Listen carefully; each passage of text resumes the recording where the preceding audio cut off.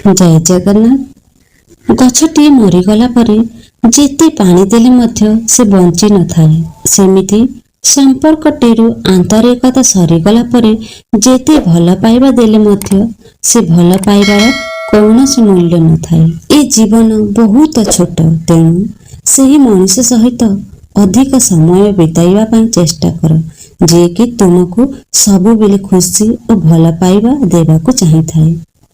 कौनसी संपर्क को गढ़िया पाई बहुत परिश्रम लगी थाए, हेले गोटे छोट भूल बुझामण सुंदर संपर्क को भांगी देई थाए। तेणु संपर्क रे भूल बुझामणा को समाप्त करिबा जरूरी, संपर्क को नुहे। निज जीवन को अन्य मानक सहित तुलना करंतु नाही, काहेकि ना सूर्य एवं चंद्र मध्य भी कौनसी तुलना नहीं, किंतु जेतेबेले सेमानंकर समय आसी थाए सेतेबेले सेमाने उज्जवल होई थांते। किए कौन करुची, केमिति करुची, काहीकि करुची, कौन पाई करुची, ए सब ठारू जेते दूर रे रहिबो सेते खुशी रे रहिबो। किए केबे काहार खास होई न थांते, समस्ते काम पड़िले खोजंती, काम सरिले बाट भांगंती। लाइफ रे एक डिलीट बटन सियोर रख।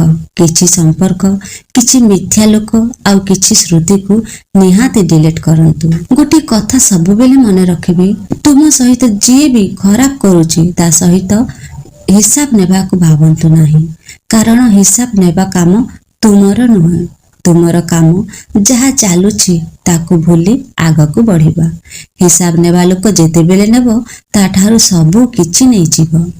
विधिर विधान रे अजब नियम रही, जेउठी भोक अछि सेठी रुटीर अभाव, आउ जेउठी रुटी अछि सेठी भोकर अभाव। जीवन रे नेउथिबा समस्त निष्पत्ति आम निजस्व होइबार, किंतु किछि निष्पत्ति समय भी नहीं थाए, आउ समय नेथिबा निष्पत्ति जीवनर मोड़ को संपूर्ण बदलई देई थाए।